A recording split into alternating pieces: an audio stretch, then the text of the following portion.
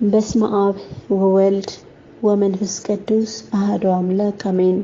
አንድ አምላክ በሆነ በአብ ወልድ በመንፈስ ቅዱስ ስም ሰኔ 22 በዚች ቀን የከበሩ ቅዱሳን የቆዝሞስና የድሚያኖስ የእናታቸውና የወንድሞቻቸው የበዓላቸው መታሰቢያ ቤተክርስቲያናቸውም የከበረችበት ተአምራታቸውም የተገለጠበት ነው። እነሆ ዜናቸውን ኅዳር 22 ቀን ላይ ጽፈናል። በረከታቸው ከኛ ጋር ትኖር ለዘላለም አሜን። በዚህች ዕለት ለመነኮሳት መጀመሪያቸው ለሆነ ለከበረ እንጦንስ ረድእ የነበረው የዋህ ጳውሎስ አረፈ። ይህም ጳውሎስ በረኸኛና እጅግ የዋህ ነበረ። ደምግባቷ ውብ፣ ስራዋ ክፉ የሆነ ሚስት አገባ። ከእርሱም ልጆችን ወለደች። በአንዲትም ቀን ከእርሻው በተመለሰ ጊዜ ከሎሌው ጋር ስታመነዝር አገኛት። ባያቸውም ጊዜ ሳቀ። ያንን ሎሌውንም ከልጆቿ ከቤቷና ከንብረቷ ጋር ውሰዳት፣ እኔ ምንም አላዝንም፣ እግዚአብሔርም ወደ ፈቀደልኝ እሄዳለሁ አለው። ከዚህም በኋላ ወጥቶ ወደ አባ እንጦንስ ሄዶ የምንኩስና ልብስ ለበሰ። የአባ እንጦንስንም ሥራ ተከተለ። በደዌያትና በሰይጣናት ላይ ጸጋና ኃይል እስከተሰጠው ድረስ በጾምና በጸሎት ተጋደለ። በአንዲት ዕለትም ጋኔን የያዘውን ሰው ያድነው ዘንድ ወደ አባ እንጦንስ አመጡ። አባ እንጦንስም ይፈውሰው ዘንድ ረድእ ጳውሊን አዘዘው። ጳውሊም ጋኔናሙን ሰው ወስዶ አባቴ እንጦንስ ውጣ ይልሃል አለው።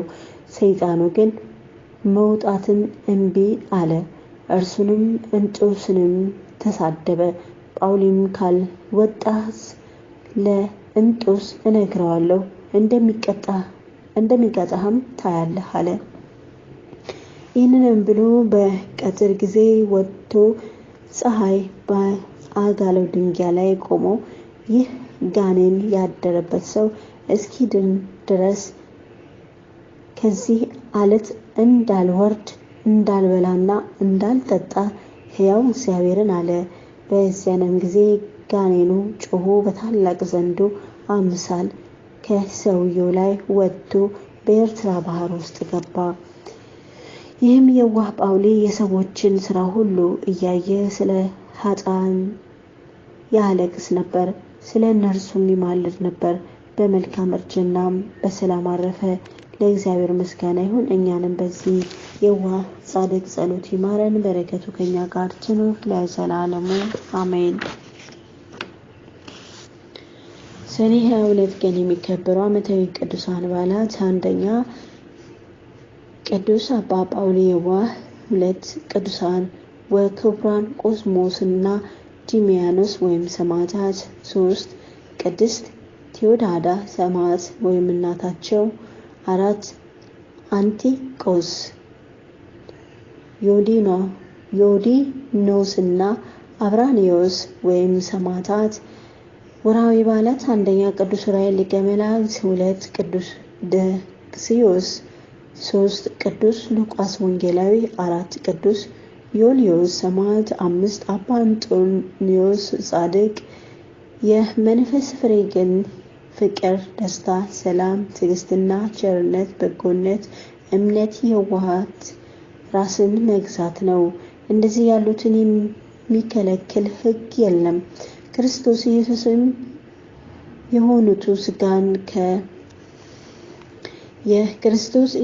የሆኑትን ሥጋን ከክፉ መሻቱና ከምኞቱ ጋር ሰቀሉ።